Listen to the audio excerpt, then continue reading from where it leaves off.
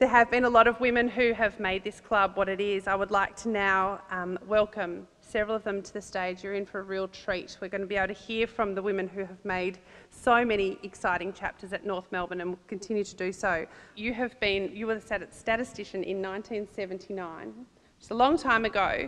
Can you talk to us about how that role began for you and what that experience was like?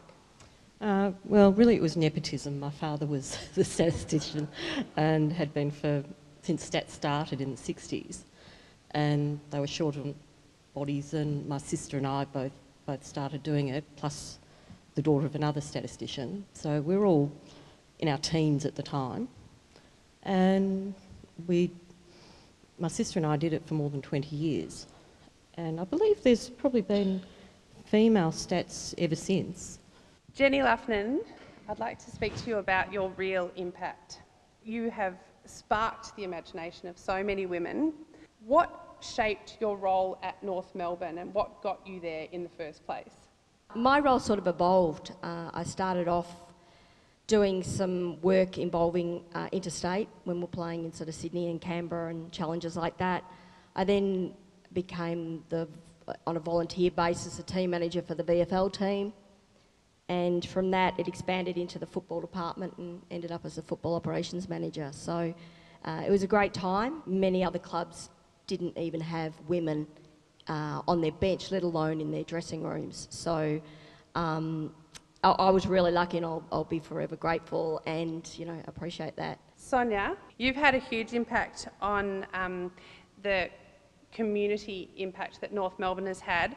Nobody had done anything like the huddle before, and having a woman on the executive was different, and most of you probably can't remember this, but when I joined North, there was maybe 2 or 3 other women executives in the whole competition. There certainly weren't any in the AFL itself. One of the things I think the club should be most proud of now is that all of the women sitting on its executive have been grown from within the club. When I was there, women would get to a certain level and then leave to go somewhere else to grow. And I think the sign of a good, mature, strong organisation is one that finds its talent, holds on to its talent and grows its talent, and the club should be very proud of that.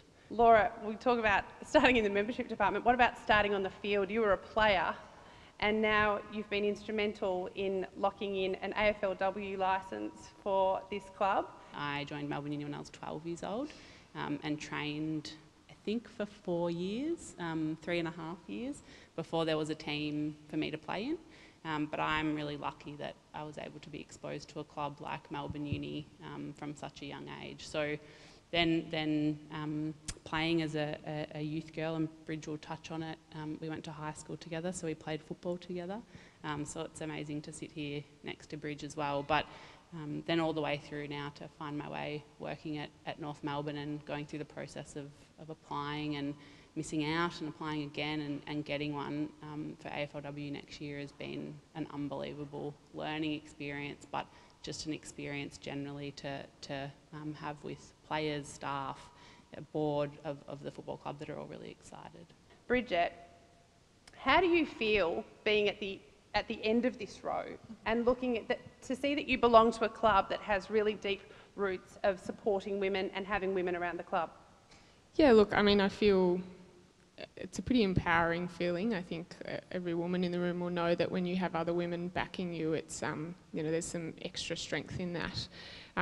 But I also think that the work that we've done over the last 18 months, what's been really exciting about that, with the support of our watch, has been how that's been across our entire business. So it's people of different managerial positions, some entry-level junior positions. We have a working group, plus Ben and Hester, that we're all working on this together, and I think that those roots and that foundation has meant that now these conversations are possible between men and women of all parts of our business. So yeah, for mine it's about what we can use for this next 4 years of this action plan. And as Ben so eloquently said in the video, it's not just about the plan on a page, it's actually about what we do with that. And we've been very deliberate in our language to say this is an action plan. It's not just a set of policies, it's what we're doing beyond the policies that will really make the biggest difference.